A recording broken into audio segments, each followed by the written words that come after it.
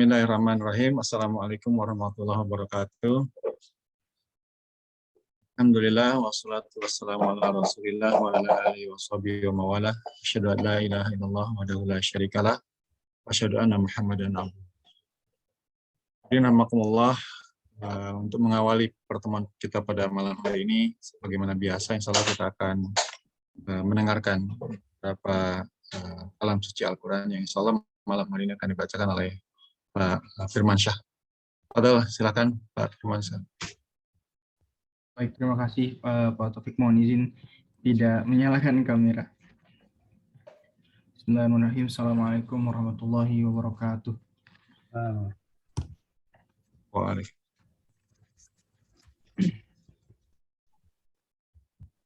A'udzu billahi minasy syaithanir rajim.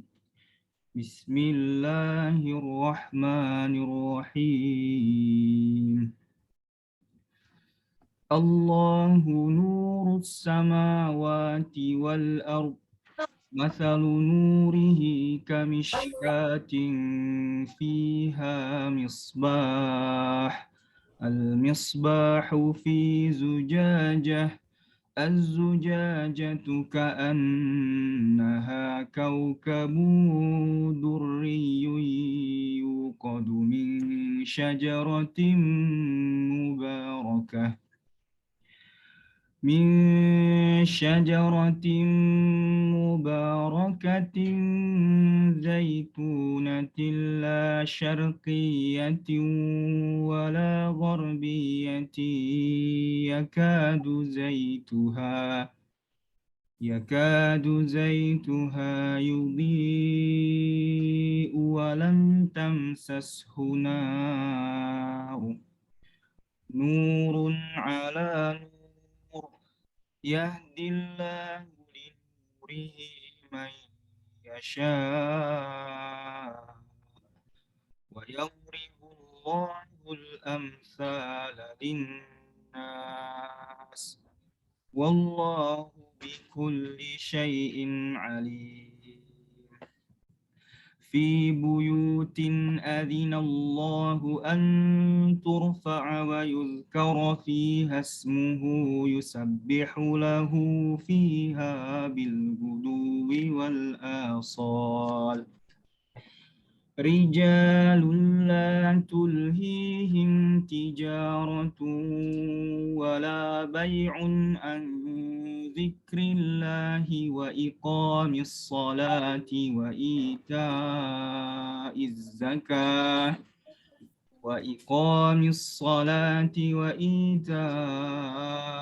الزكاة يخافون يوما تتقلب فيه القلوب والأبصار ليجزيهم الله أحسن ما عملوا ويزيدهم من فضله والله يرزق من يشاء بغير حساب صدق الله العظيم.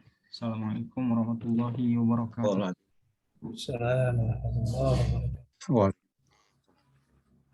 Jazakallah Pak Firman ya, atas bacaan beberapa ayat suci Al-Quran Karim ya. Pak Firman ini adalah kami di Rekayasa Hayat Islam. Baik, pada malam hari ini alhamdulillah telah bersama dengan kita Profesor Mustani Yahya. Beliau adalah dosen di Universitas Syekh Kuala, Banda Aceh, ya. Jadi jauh nih dari Aceh. Masya Allah. Prof. Mustani adalah wakil rektor bidang apa ya, bidang akademik ya? Kemahasiswaan atau penelitian apa saya? Kemahasiswaan. Kemahasiswaan. Ya, insya Allah pada malam hari ini beliau akhirnya bisa, karena saya udah beberapa kali minta beliau baru bisa ini karena kesibukan beliau. Beliau ini juga sibuk di BSN ya, Ban PT, ban PT ya, ban PT. Bagi ban PT. Di majelis ya, majelis. majelis ya. Sudah selesai. Sudah selesai, alhamdulillah ya. Insya Allah pada malam hari ini beliau akan berbicara kepada kita tentang panggilan ya dari Allah ya, calling from Allah gitu ya. Dalam bahasa Inggris, nggak tahu nanti dalam bahasa Inggris atau dalam bahasa Aceh nih. Kalau bahasa Aceh kita nggak ngerti. Insya Allah. Jadi Pak Mustanir ini biasanya kita ada sekitar 20-an, 30-an gitu ya, tapi direkam nanti kita tutup gitu ya. Apa namanya si kajian ini. Insya Allah kita akan mendengarkan dari beliau. Kita punya waktu sampai jam 9, Pak Profesor Mustanir, insya Allah untuk termasuk nanti diskusi. Lebih-lebih dikit nggak apa-apa nanti ya, tapi mungkin di Acehnya agak larut nanti. Baik, tafadhal Mas Gora, Pak Masya Allah. Baik, mohon izin. Bismillahirrahmanirrahim. Assalamualaikum warahmatullahi wabarakatuh. Waalaikumsalam. Alhamdulillah. Alladzi Waalaikumsalam warahmatullahi wabarakatuh. Bismillahirrahmanirrahim. Wahdahu la syarika lah wa asyhadu anna Muhammadan abduhu rasuluh. Allahumma shalli ala sayyidina Muhammad wa ala alihi wa sahbihi ajma'in. Pak Taufik, rekan-rekan yang dirahmati Allah, yang dimuliakan Allah. Luar biasa malam ini kita bertemu di malam Jumat ya, Sayyidul Ayyam, apa namanya, penghulunya hari-hari ya, yang tentu Allah memilih hari Jumat itu sehingga beliau Allah SWT memberi keutamaan kepada bulan, kepada hari tersebut ya, hari Jumat dalam hal ini ya. Ya, jadi kita pahami tentu keutamaan bulan Jumat itu salah satunya dengan kita isi dengan hal yang baik, karena di dalam hari-hari tersebut atau pada hari Jumat itu akan mendapatkan keutamaan yang lebih dibanding yang lain ya. Masuk hari bulan juga ini nih ya, kita perlu ingat kita sekarang sudah di bulan Zulkaidah ya. Zulkaidah itu adalah salah satu dari 4 bulan haram. Bulan haram itu, arti haram itu adalah Allah melebihkan, Allah pilih ya, Allah pilih.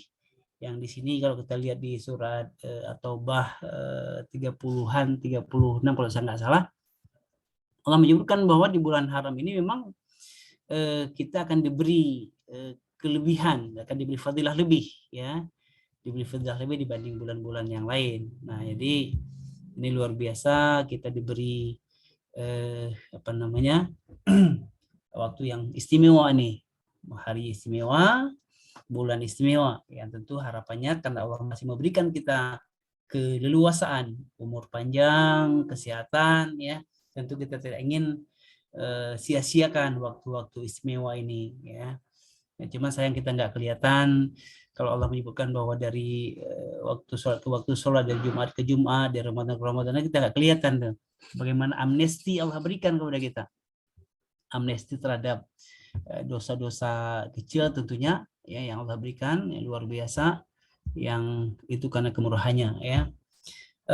Salawat dan salam kepada Rasulullah Muhammad sallallahu alaihi wasallam ya, panutan kita, qudwah hasanah kita, yang mudah-mudahan kita mampu terus memperbanyak sholat kepadanya, ittiba dengan mengikuti ya, jejak ya apa yang telah beliau contohkan, yang mudah-mudahan itu menjadi salah satu alasan dari alasan-alasan bahwa beliau akan mengakui kita sebagai umatnya, yang kemudian harapannya juga kita akan mendapatkan syafaatnya insyaallah ya. Ini orang-orang yang di dalam apa namanya, dalam Zoom ini ya, dalam orang yang luar biasa, orang-orang yang sebenarnya saya harus mendengarkan ceramah dari Bapak Ibu sekalian ya, tapi karena giliran ya, tawasubil haq, tawasubil marhamah, mungkin giliran hari ini adalah saya mendengar yang menyampaikan, lain kali kita akan gantian ya. Tadi siang ya, guru saya Pak Taufik ini minta waktu untuk ngobrol hari ini, ya saya iakan karena kebetulan memang lagi ada waktu ya. Setelah berapa kali tidak dapat, nah beliau tanya apa topiknya, kebetulan saya lagi baca koran bahwa hari berapa hari ke depan tuh akan ada mulai ya, akan ada kegiatan besar, yaitu dimulainya perjalanan keberangkatan jamaah calon haji ya, jamaah calon haji dari kita dari Indonesia dan dari negara-negara lain yang alhamdulillah tahun ini kembali bisa dilaksanakan. Maka serta-merta saya bilang ya panggilan Allah, calling from Allah lah ya. Jadi itu sangat penting ya, penting untuk kita. Kalau saya sebut kita berarti termasuk yang menyampaikannya ya saya sendiri. Kita melakukan introspeksi, melakukan kajian terhadap diri sendiri. Kira-kira kita itu saat mendapatkan panggilan dari Allah itu sinyal kita masih kuat apa enggak gitu ya. Rekan-rekan yang dimuliakan Allah SWT, kalau bicara masalah panggilan ya, kita semua saya yakin punya HP ya, punya HP. Ada yang 1, ada yang 2, ada yang 3, tergantung nih ya, tergantung amalnya nih ya. Ada yang memerlukan cukup 1, ada yang memerlukan harus 2, ada yang harus 3 gitu ya. Tapi yang jelas hasil sensus katanya jumlah HP itu di Indonesia luar biasa ya, lebih separuh penduduk Indonesia itu punya HP ya. Jadi luar biasa ininya. Nah, kalau kemudian HP kita itu punya panggilan, ya, maka common sense ya, bisa dipastikan ya, kita akan ragu untuk menjawab, sekalipun itu panggilan dari yang orang yang tidak kita kenal. Ya, makanya sering kadang-kadang kita terjebak dengan sales gitu ya, atau kemudian orang-orang yang berniat jahat, kita terbawa. Kenapa? Kita tergoda untuk mengambil kadang-kadang dari orang yang tidak kita kenal sekalipun. Ya. Demikian berharganya panggilan. Kalau ada panggilan dari orang yang kita kenal, ya, itu kita lebih berat lagi untuk bagaimana segera menerimanya, ya, ya. Kalau kemudian miss call gitu, kemudian terlewatkan, maka kita akan berupaya untuk segera calling kembali ya, telepon balik gitu. Nah, apalagi kalau kemudian yang calling itu, yang menelpon kita itu atau panggilan masuk itu dari orang-orang yang sangat dekat, orang-orang hebat, orang-orang yang punya pengaruh besar, orang-orang yang mendatangkan manfaatan buat kita, orang-orang yang punya jasa kepada kita, maka kita akan sontak ya, serta-merta meninggalkan apapun kesibukan kita, meninggalkan kesibukan apapun ya, termasuk lagi ngajar ya.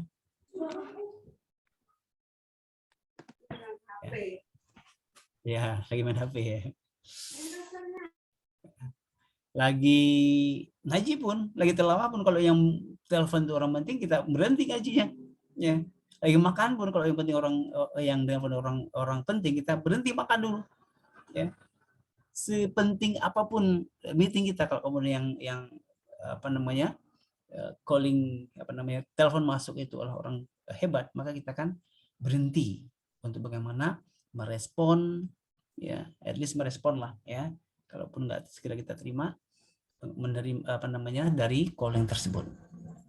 Itu yang lazim kita lihat, yang lazim kita temui gitu ya.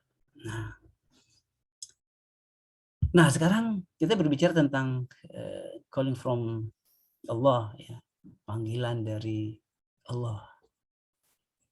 Panggilan haji itu sering disebut dengan panggilan Allah ya, atau ada yang menyebutkan itu panggilan dari Nabi Ibrahim ya. Kenapa kok demikian? Rekan-rekan yang dimuliakan Allah SWT, Kalau kita lihat di surat Al-Hajj ya, ayat 27, a'udzubillahi minasyaitonir rajim. Wa'dzan fin nasi bil haji yatuk rijala wa ala kulli dhamirin ya'tina min kulli fajin amiq ya. Wa'dzan ya. Apa namanya? Allah itu minta berserulah ya, berserulah, panggillah, adzan ya, panggillah. Finnas, umat manusia itu ya, bil haji, untuk mengerjakan haji. Ya itu kerijalan, kemudian mereka akan datang ya kepadamu dengan berjalan kaki ya, kemudian dengan memari unta ya, dari segenap penjuru ya, dari segenap penjuru. Jadi ini panggilan Allah sebenarnya. Allah yang bisa saja pernah kita dengar, kemudian lupa lagi, atau diperdengarkan berulang, tapi kita sinyalnya belum nyambung. Ya. Kok belum nyambung? Ya, ada banyak orang yang punya kesempatan sebenarnya untuk memenuhi undangan ini, ya, tapi mereka merasa belum pantas memenuhi. Ya, kenapa? Ya, karena rumahnya belum jadi, karena mobilnya masih satu, karena anaknya belum pesta ya, dan berbagai alasan yang lain ya, sehingga karena haji memang memerlukan banyak persiapan finansial, itu lebih diutamakan alokasi kepada tujuan-tujuan lain yang dianggap lebih prioritas, sehingga kita menunda untuk memenuhi panggilan dari Allah tersebut. Ya. Itu panggilan yang disepakati bahwa panggilan ini hanya seumur hidup sekali. Haji cukup seumur hidup sekali sebagai kewajiban buat kita. Ya. Nah, kewajiban yang seumur hidup sekali itu pun ya sering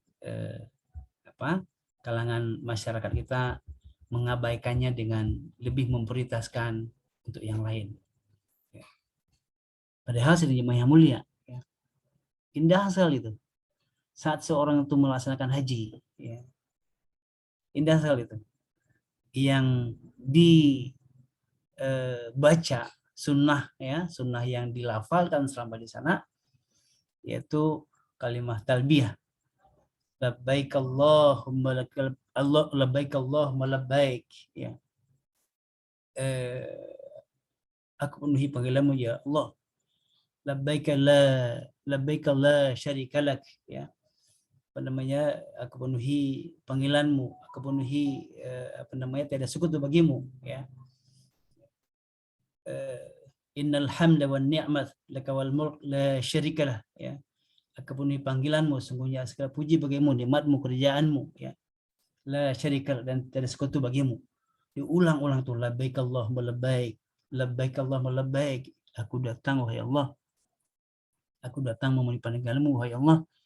Aku hadir di tengah-tengahmu di tempat tanah haram ya Allah, ya.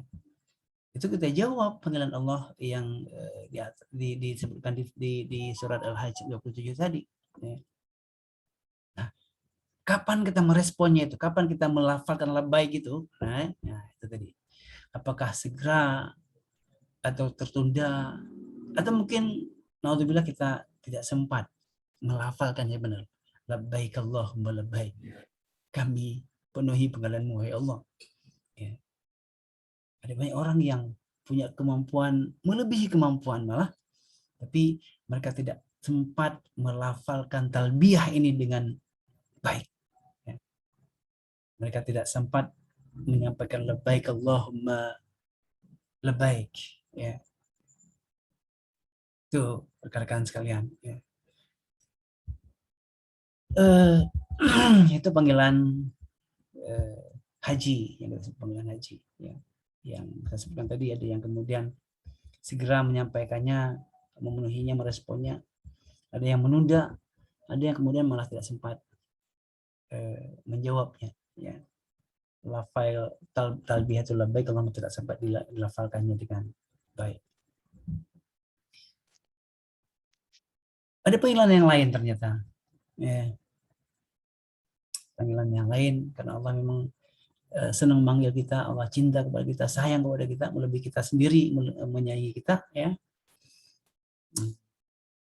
Panggilan yang lain apa? Sering jamaah yang mulia, rekan yang dimuliakan Allah, ya.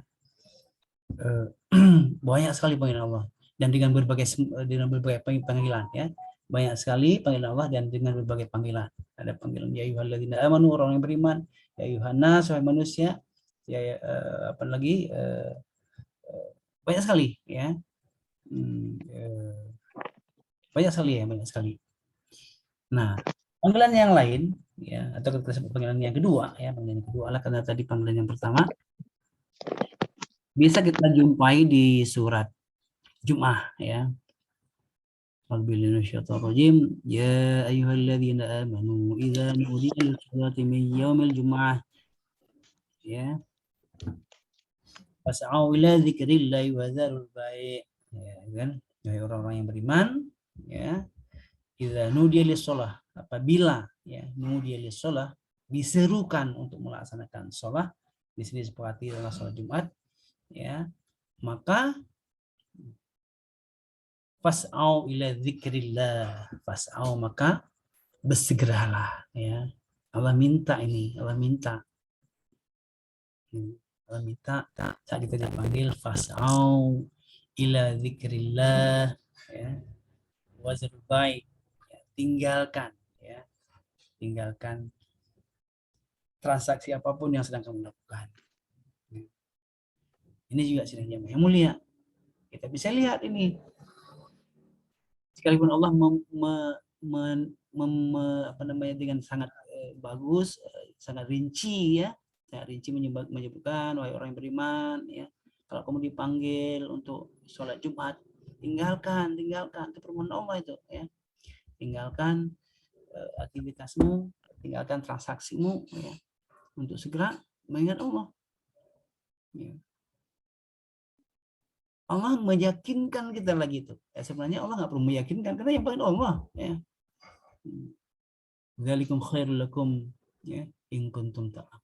Yang kamu memenuhi panggilan Allah itu, ya, bersegera mengingat Allah itu, ya, meninggalkan jual beli saat dipanggil itu, khairul lakum, ya, jauh, ya, lebih baik kalau kamu ta'lamun, kalau kamu itu mengetahuinya. Rekan-rekan yang mulia Allah, saat kita dipanggil oleh Allah, apapun alasannya, ya, sebenarnya nggak ada sedikit halangan pun yang menunda kita untuk menjadikan sandaran bahwa kita tidak memenuhinya, untuk tidak bersegera memenuhinya. Ya. Tapi Allah luar biasa di sini meyakinkan kita kembali, ya, bahwa itu lebih baik memenuhi panggilan Allah itu. Ya. Ya. Ini uniknya kita manusia ini. Ya. Uniknya kita manusia itu. Jadi sudah dipanggil, padahal dipanggil, ya, dalam kasus yang lain kita sering dipanggil. Kadang-kadang ada teman kita manggil nggak ngasih tahu alasan, sekali kita penuhi, ya. Ini Allah yang manggil Allah sekali, yang manggil Allah, ya, yang manggil Allah sekali lagi melalui alunan Bilal atau muazin, ya. Kemudian Allah beri alasan, beri keyakinan kepada in kuntum ta'lamun, kalau kamu mengetahuinya, ya. Itu kan? Insyaallah luar biasa, ya. Itu panggilan yang kedua, itu panggilan melaksanakan sholat Jumat yang itu hanya satu kali dalam satu Jumat, ya, hanya ada satu kali dalam Jumat. Allah nggak sering-sering manggil kita, ya, untuk sholat Jumat dalam sepekan sekali, ya, sepekan sekali. Nah, rincinya lagi, Allah memberi tata cara tuh, ya, memberi tata cara. Kalau kamu ke masjid, saat kamu memenuhi panggilan Allah, ya, khudu zinatakum 'inda kulli masjid wa kulu washrabu ya khudu zinatakum khudu zinatakum pakailah pakaian gunakanlah pakaian ya, yang indah ya, indah kulli masjid. Saat kita memasuki masjid, cuma itu pasti di masjidnya ya. Jadi Allah beri arahan bahwa kalau kita ketemu Allah, menghadap Allah terutama Jumat itu kita disuruh menggunakan pakaian yang indah. Nah, luar biasa ya, luar biasa.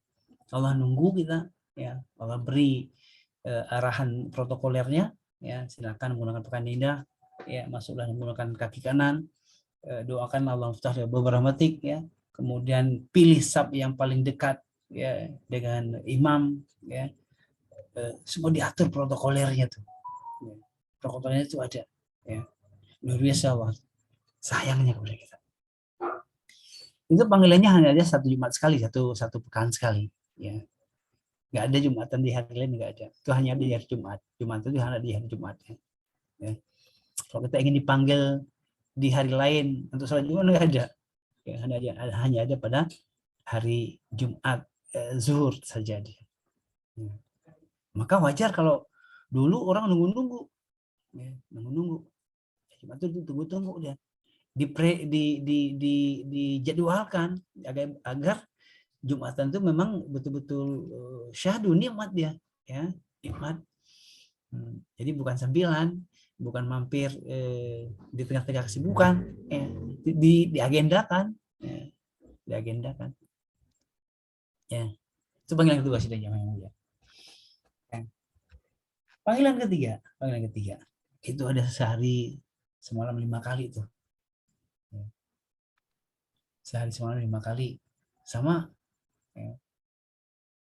Azannya hayya shalah, hayya falah, hayya shalah, hayya falah ya, qad qamatis shalah ya. Itu kita jumpai juga demikian sudah jamaah yang mulia ya. Hanya ada 5 kali sehari semalam. Tapi kita lihat tuh responnya tuh. Respon dari orang-orang yang mendengar sholat tadi, yang mendapatkan calling tadi ya, yang mendapatkan panggilan tadi tuh. Ada yang jawab ya, datang ya. Ada yang dengar tapi tetap dengan kesibukan dia, kan ada ntar lagi lah ya. Ada yang nggak peduli sama sekali ya. Ini nggak peduli sama sekali deh ya, mau azan gitu ya. Ada yang luar biasa nunggu tuh, dia pasang alarm itu, ini 20 menit sebelum alarmnya bunyi, 10 menit sebelum ya, dia bisa ngatur tuh ya, dia siap-siap ya. Kalau yang lagi di kantor bisa diatur mengakhiri lah ya, kapan akan mengakhiri rapatnya, kuliahnya ya, kegiatannya ya, dia bisa stay waktu, sehingga dia bisa mendapatkan ya takbiratul ihram bersama imam, atau malah lebih bagus lagi dia sebelumnya sudah dapat qabliyahnya ya, dia dengan tidak tergesa-gesa bisa wudhu di tempat ya, bukan di masjid, karena utamanya gitu lah. Utamanya seseorang muslim itu ya wudhu di rumahnya, atau wudhu bukan di masjid, maksudnya dia siap-siap berjalan dengan tenang, masuk masjid dengan tenang, sholat qabliyah dia, kemudian baru mendapatkan saf pertama. Ya semua kan perlu effort itu, perlu upaya, perlu persiapan ya, perlu persiapan ya. Artinya tidak mungkin tiba-tiba kalau dia tidak niatkan bisa mendapatkan saf pertama. Tidak mungkin juga kalau dia nggak niatkan akan mendapatkan sholat qabliyah ya. Tidak mungkin juga kalau dia santai, tidak merencanakan, akan mendapatkan di saf pertama ya. Ayu sudah bisa connect. Nah, ini rekan yang sudah bisa connect Ayu. Ya. Bagaimana kita merespon panggilan Allah. Jadi ada orang yang memang sebelum dipanggil udah datang. Ya. Sama kayak kita menghadiri undangan ya, hadir 15 menit sebelumnya, siap dengan pakaian apalah ya, batik misalnya ya. Disiapin tuh, disiapin. Ya. Ada yang minta datang malah sehari sebelumnya karena takut pelantikannya gagal. Ada yang datang 1 jam sebelumnya karena harus ada gladi resik gitu ya. Nah, itu sidang yang mulia. Ini Allah yang manggil kita, minta, ya, minta. Nggak banyak, sehari cuma 5 kali. 5 kali untuk ketemu, ya, menyampaikan keluh kesah kita, disediakan waktu untuk kita menyampaikan masalah-masalah yang kita hadapi, ya, sediakan tuh waktunya. Tapi coba kita lihat banyak orang yang responnya ya asal ada, ya, ada yang telat, ada yang malah di akhir-akhir respon, ya, di akhir-akhir masa jawab itu baru datang deh, tergopoh-gopoh karena mengejar jangan sampai waktu hilang. Sidangnya yang mulia. Ya. Di panggilan haji, panggilan Jumat, ada panggilan sholat. Nah, tentu kita paham semua. Ya, yang terbaik adalah afdhalul amal as-shalah ala waktu. Sebaik-baik sholat adalah sholat pada waktunya, berjamaah dan di masjid. Ya. Nah, kondisi berjamaah, kondisi awal waktu, kondisi di masjid itu tidak mungkin bisa dilaksanakan tanpa direncanakan. Dia harus direncanakan. Rindu kita untuk biar siap-siap memenuhi panggilan Allah. Ada satu lagi panggilannya, ya. Belum banyak panggilan-panggilan yang lain. Ada panggilan puasa, ada panggilan menunaikan zakat, ada panggilan berbuat baik, ya. Banyak sekali panggilan-panggilan yang lain, ya. Tapi kita pada dengan 4 ini, ya. Panggilan panggilan belum terakhir sebenarnya, ya. Panggilan maut namanya. Panggilan untuk menemui Allah. Ya. Yang ini tidak ada pergeseran sedikit pun, ya. Tidak dilambatkan, tidak dipercepat. Maka kapan sampai waktunya kita harus penuhi panggilan tersebut. Dimanapun, ya Allah tahu lokasinya, kapanpun, yang itu juga hanya Allah yang tahu kapan waktunya. Sedangkan yang mulia, rekan-rekan yang dirahmati Allah, kita sangat ingin, ya, memenuhi panggilan Allah itu dengan kondisi sangat baik, kondisi siap kita. Sama dibayangkan tadi di surah Al-A'raf ayat 31, membayangkan bagaimana panggilan Allah itu orang-orang yang masuk masjid dengan zinatukum inda kulli masjidin, apa namanya, pakaian yang terbaik, ya. Maka kita juga berharap saat dipanggil Allah dengan idza ja'aluhum la yasakinu sa'ata wa la yastaqdimun, ya. Saat kita kemudian sampai ajalnya, kita juga ingin kondisi yang terbaik, ya, kondisi yang terbaik. Nah, ini kondisi yang terbaik ini akan kemudian berbuahkan dengan panggilan, ya, panggilan yang kita tunggu-tunggu, panggilan yang kita rindukan dengan panggilan ya ayyatuhan nafsul mutmainnah. Nah, ya, panggilan yang luar biasa kita rindu nih. Irji'i ila rabbiki radiyatan mardiyah fadkhuli fi ibadi wadkhuli jannati. Tidak mudah kita mendapatkan panggilan itu yang mulia, ya. Kalau kemudian kita tidak biasakan untuk merespon panggilan-panggilan yang semasa hidup kita, di keseharian kita dengan baik. Allah sayang sama kita, cinta sekali dengan kita, ya. Makanya Allah latih kita, beri peluang banyak sekali untuk bagaimana kita merespon panggilan Allah itu dengan baik, sehingga kita memang layak mendapatkan VVIP, ya. Karena kita orang-orang yang sering berkomunikasi dengan Allah dengan baik, sinyal kita bagus, ya, relasi kita kuat, ya, dengan Allah maksud saya. Sehingga nggak ada alasan kita tidak dipanggil, nggak ada alasan kalau kemudian kita tidak termasuk dalam list, ya, listnya. Oh, nggak mungkin. Ya, kenapa? Kita orang-orang yang sering berdatang, ya, sering SMS-an, sering komunikasi, ya, sering nelpon, tidak menunggu, ya, nggak ada delay time, ya, nggak ada delay time. Ya.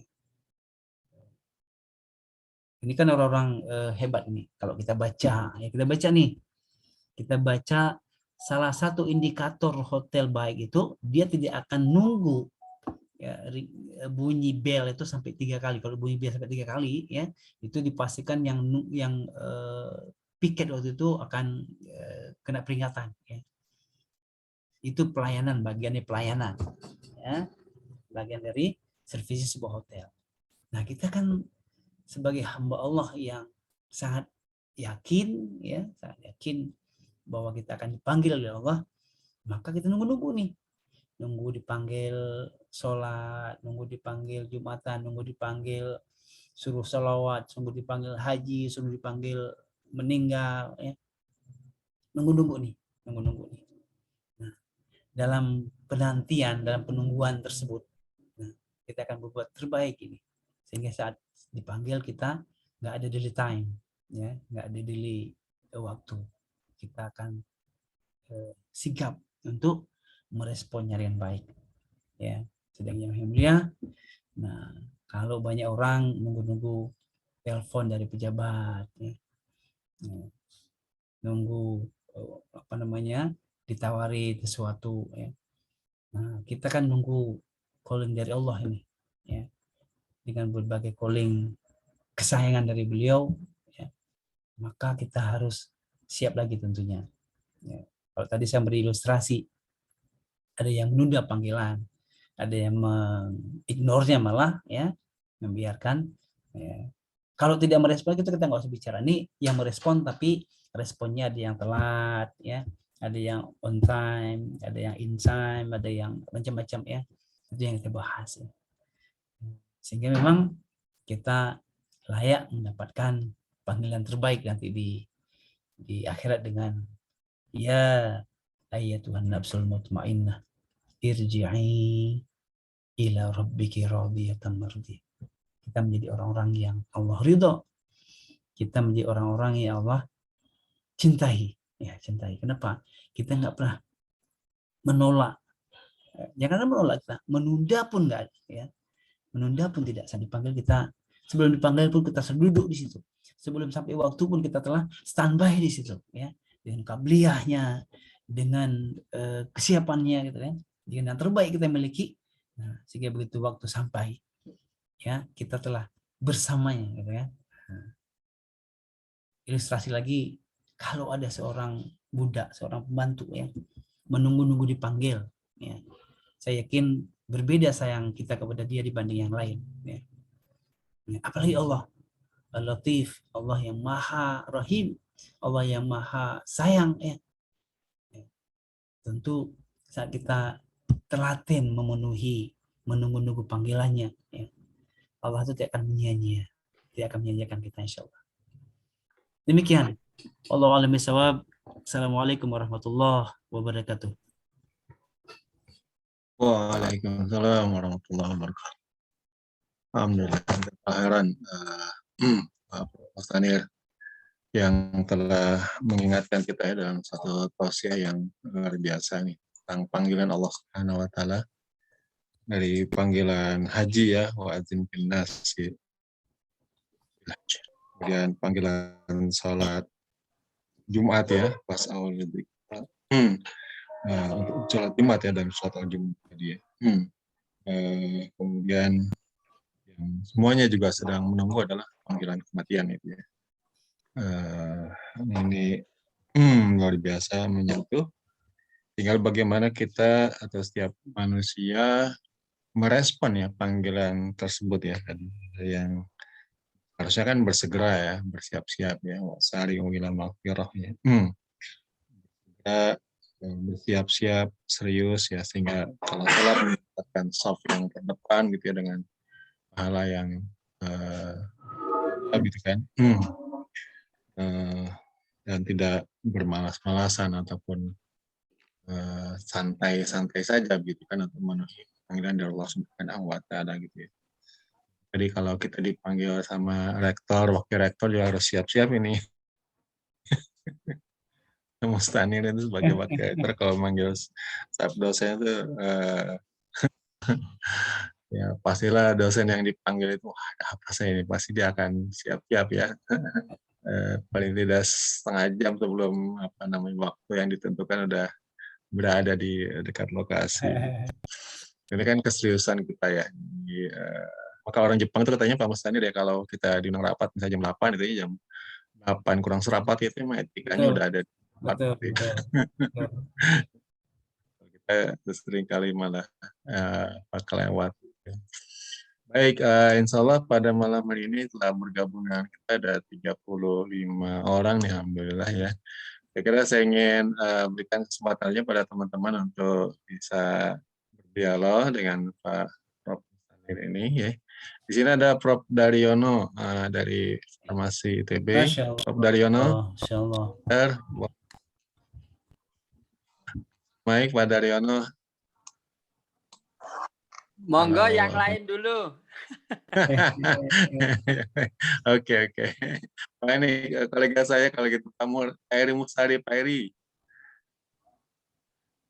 Assalamualaikum Pak Eri. Kalau lagi sibuk yang Waalaikumsalam warahmatullahi wabarakatuh, Pak Topik. Alhamdulillah. silakan Pak Eri. Alhamdulillah, terima kasih Pak Ustadz pencerahannya. Salam kenal Pak Eri. Ya Pak Ustadz, alhamdulillah Prof. Menarik sekali ya tentang panggilan ini ya, Prof ya. Tadi sudah disampaikan mengenai beberapa hal yang tentang panggilan ini. Yang menarik itu tentu ini kan pilihan ya, Prof ya. Pilihan ya. Ya. Nah, pilihan itu kaitannya tentu dengan izin Allah ya, dengan hidayahnya, kemudian juga diberikan kesempatan untuk dipanggil ke sana. Ya. Pertama itu. Yang kedua, pada saat misalnya kembalinya setelah ada panggilan, tentu ini ada hikmah ya, Prof ya. Hikmah diantaranya tentu untuk perbaikan akhlak, perbaikan tentang keimanan, perbaikan tentang ibadah. Itu bagaimana supaya bisa istiqomah setelah pulang nih, Prof. Itu barangkali ya. Kadang-kadang menjadi satu kebanggaan panggilan, tapi setelah pulang, setelah balik lagi ke tempat asal, itu harusnya lebih tawadu, lebih meningkat ibadah, lebih imannya lebih kuat. Barangkali ada tambahan atau penjelasan dari Prof. Ya. Terima kasih. Mudah-mudahan saya juga dipanggil, Prof. Amin. Amin. Terima kasih. Assalamualaikum warahmatullahi wabarakatuh. Terima kasih Pak Topik. Eri ya. Bagaimana supaya istiqomah ya dalam dalam ibadah gitu ya. Nah, setelah panggilan ini, Pak Mustanir silakan, mungkin ada. Iya, Pak. Ini berat sekali pertanyaannya nih. Insya Allah itu sangat kuasa ya untuk mengizinkan kita memenuhi panggilannya. Ya. Dari banyak panggilan itu yang paling berat adalah panggilan haji sebenarnya, ya, panggilan haji. Nah, panggilan haji itu tidak bisa begitu kita akan berangkat langsung berangkat, perlu paspor, perlu vaksin, perlu manasik, perlu macam-macam tuh ya. Perlu support, financial support yang jauh lebih besar itu. Ya. Persiapan yang luar biasa. Tapi kita bisa lihat ada orang yang dia maaf ya tidak bermaksud menjadi siapapun, ada yang udah punya rumah sekian 3-4 gitu, udah punya mobil banyak, punya warisan yang akan ditinggal untuk anaknya banyak, tapi belum sempat haji ya, belum sempat haji.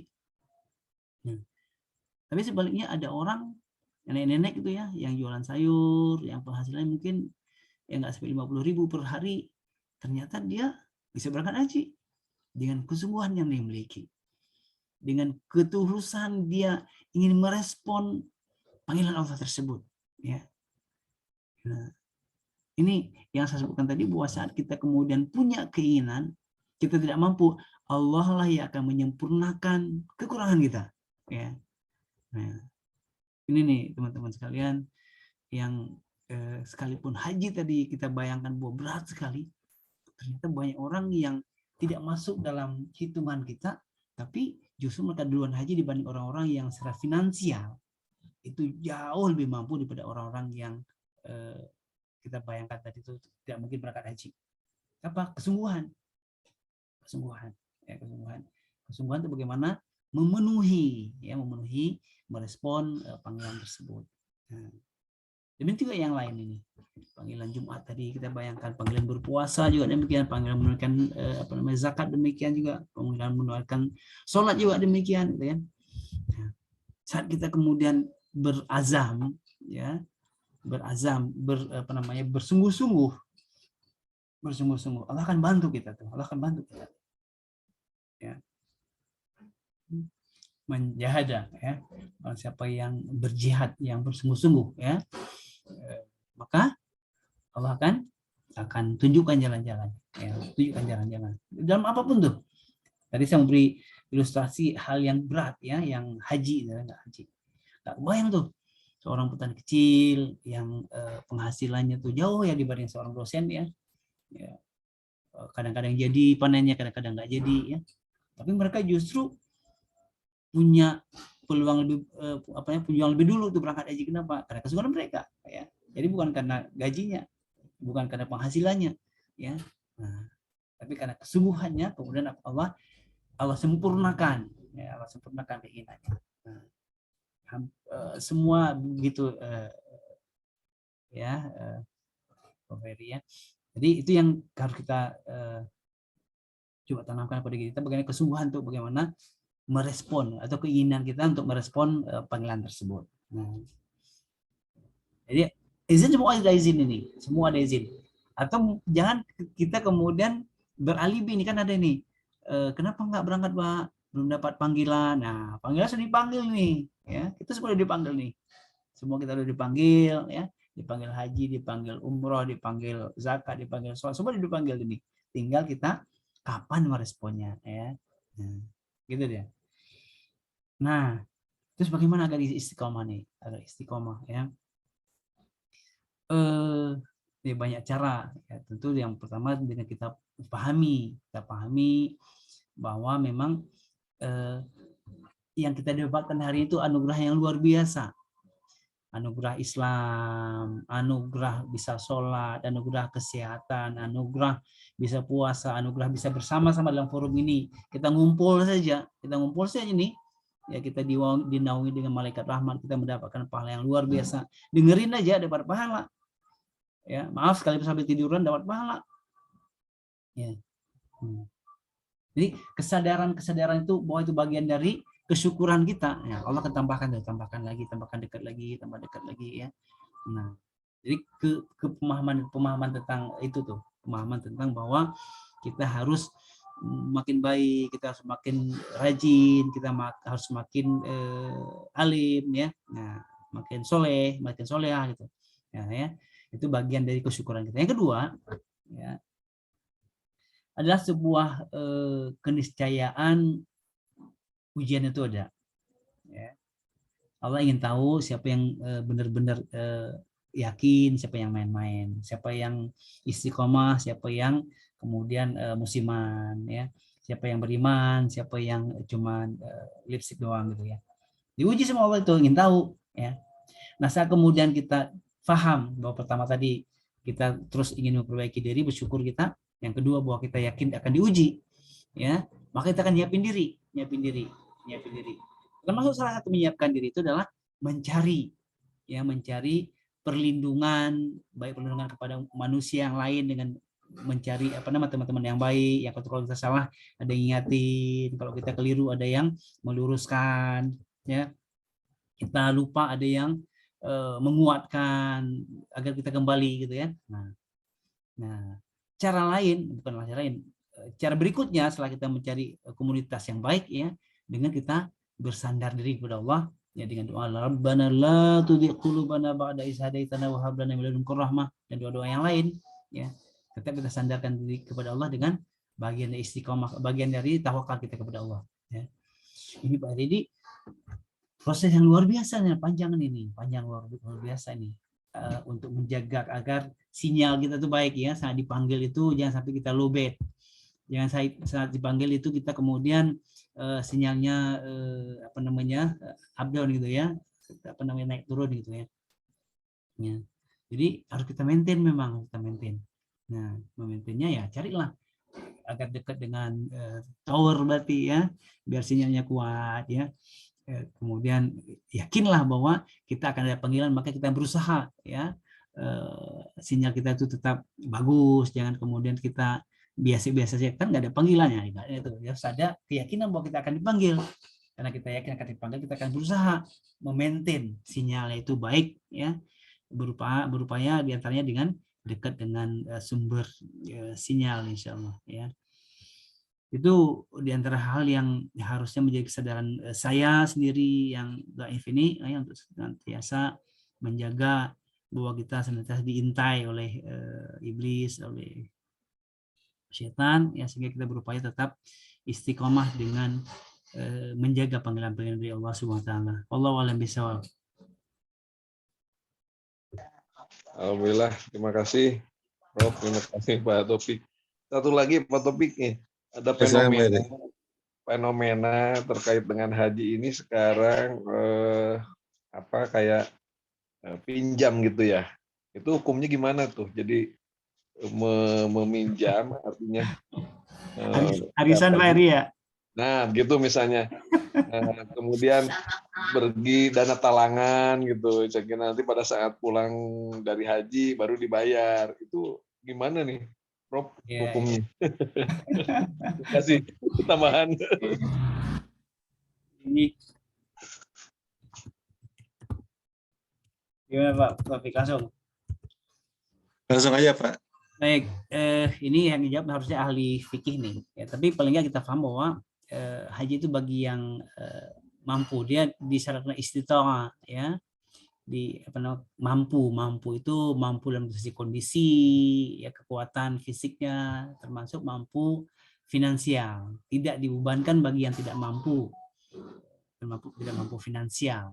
Nah, kalau kemudian orang pinjam berarti kan tidak mampu dia. Kalau memang betul-betul ini ya, betul-betul kondisi demikian. Jangan pula untuk yang lain ada, yang untuk haji nggak ada, itu kan lain-lain ceritanya. Ya.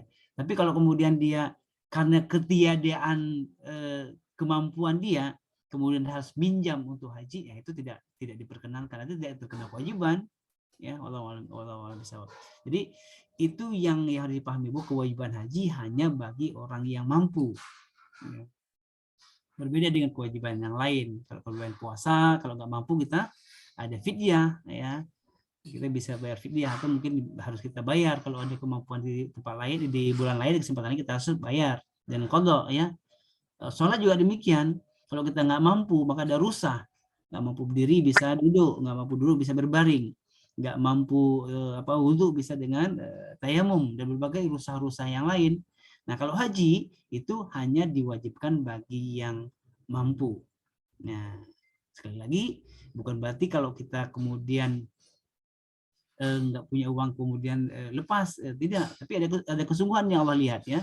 Seperti yang sering saya yakin tuh Bapak Ibu punya pengalaman rohani yang banyak sekali. Ada nenek-nenek yang saya cerita itu, nenek-nenek yang jualan sayur. Ya, yang penghasilannya nggak lebih dari 20.000 sehari, itu nggak lebih dari 50.000 sehari itu perputarannya. Tapi ternyata bisa berangkat haji yang sekarang 20-30 juta begitu kan. Nah, makanya biasa-biasa saja, rumahnya biasa-biasa saja ya. Kenapa? Ada kesungguhan di situ. Saat dia punya kesungguhan, kemudian Allah yang menyempurnakan kekurangan dia. Itu dia ya. Jadi kalau saya lebih melihat pada ini nih, azam ya. Apabila kita telah berazam memulai, silakan ya. Maka tuh kekurangannya adalah wilayah Allah itu ya. Tapi kalau kemudian kita telah berusaha nggak mampu juga, nah itu bukan kita tidak terkena dosa lah ya, karena Allah fardukan haji itu bagi orang-orang yang istita'ah, yang orang yang punya kemampuan untuk itu. Wallahu a'lam bishawab. Baik, Ya. terima kasih jazakallahu khairan kasih Prof. Terima kasih Pak. Terima kasih Prof. Pak Eri. Ya, jadi ini saya jadi tackle tadi perumpamannya HP ya Pak Mustanir ya. Jadi sinyalnya itu bisa jadi kuat ya. Tapi emang kalau nggak nangkap juga tuh ada masalah di gadgetnya kayaknya gitu kan. Udah harus diganti HP-nya gitu. HP harus diganti ya. Jadi sinyal Atau kuat. Misalnya, ganti kartu Pak Taufik, ganti kartunya aja. Ganti kartu. Iya betul. Baik. Ya, silakan Bapak Ibu yang ingin bertanya. Sini ada Pak Wawan. Pak Wawan, mau open mic, Pak Wawan? Sementara mendengar dulu, Pak. Oke. Silakan. Ini ada Pak Fauzi dari UI ya. Ini Pak Fauzi fisika bukan nih? Matematik bukan fisika yang ITB? Kalau di ITB fisika ya, Pak Fisika Fauzi. ya. Iya. Dugaan saya ini Pak Fauzi UI nih. Oh, Assalamualaikum Pak Fauzi. Masya Allah, ini orang-orang hebat semua nih. Baik, Pak Daryono, ada yang mau disampaikan, Pak Dar? Belum ada Pak Taufik, saya menyimak dulu Pak. Tadi agak telat saya. Nggak harus pertanyaan, tapi bisa jadi tambahan. Ini tambahan. Insya Allah. Baik, silakan nih Pak Irwan atau Mas Pak Irwan. Mas Irwan boleh open mic. Iya, Ustadz. Assalamualaikum warahmatullahi wabarakatuh. Salam kenal Pak Irwan. Salam kenal Pak Ustadz. Apa ya? Pak Irwan di jurusan biologi juga ya? Kalau saya elektro dulu Pak Ustadz. Oh, elektro ya? Elektro ya.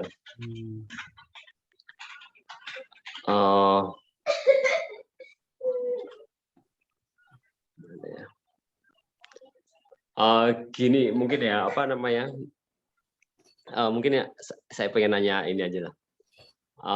Ya mungkin Pak Irwan bisa juga nih ngasih masukan. Ya mungkin bisa jadi masukan ya atau gimana ya.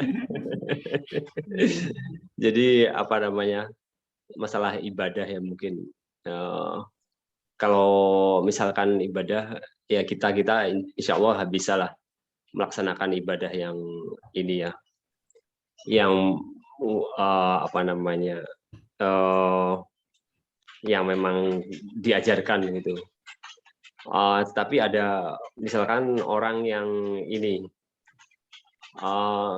kemampuan akalnya kurang gitu, misalkan ya mohon maaf aja mungkin ya contohnya kayak orang gila gitu, misalkan orang gila. Tapi dia mungkin nggak selalu terus-terusan gila gitu. Kadang-kadang ada waktu di mana dia sadar gitu. Nah, orang-orang kayak gini kan punya keterbatasan misalnya. Mungkin ya pengen juga mungkin ya dalam hati mereka pengen juga bisa ibadah kayak orang normal gitu ya. Tapi mungkin ada keterbatasan gimana?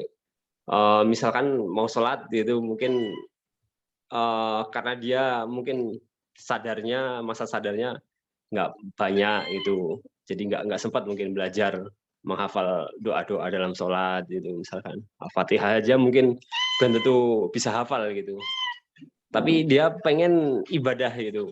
Nah yang kayak gini tuh gimana kira-kira Pak Ustadz? Untuk orang-orang kayak gini itu. Ini apa? ODGJ ya? ODGJ orang dalam gangguan kejiwaan ya. Gangguan kejiwaan. Nah, gitu. Mungkin itu pertanyaan saya. Terima kasih Pak Ustadz sebelumnya. Pak Irwan, Mas Irwan ya. Silakan Pak. itu orang dalam gangguan jiwa itu banyak sekali ininya spektrumnya ya. Ada yang depresi berbagai tingkat. Iya, ya macam-macam itu. Depresi dia lupa tuh. Stres ya, stres. Itu termasuk ini juga tuh ya. Apa namanya, gangguan kejiwaan juga.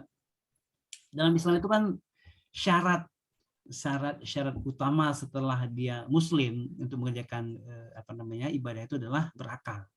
Ya. Jadi tidak terkena kewajiban apapun kalau dia bukan Muslim dan dia bukan berakal.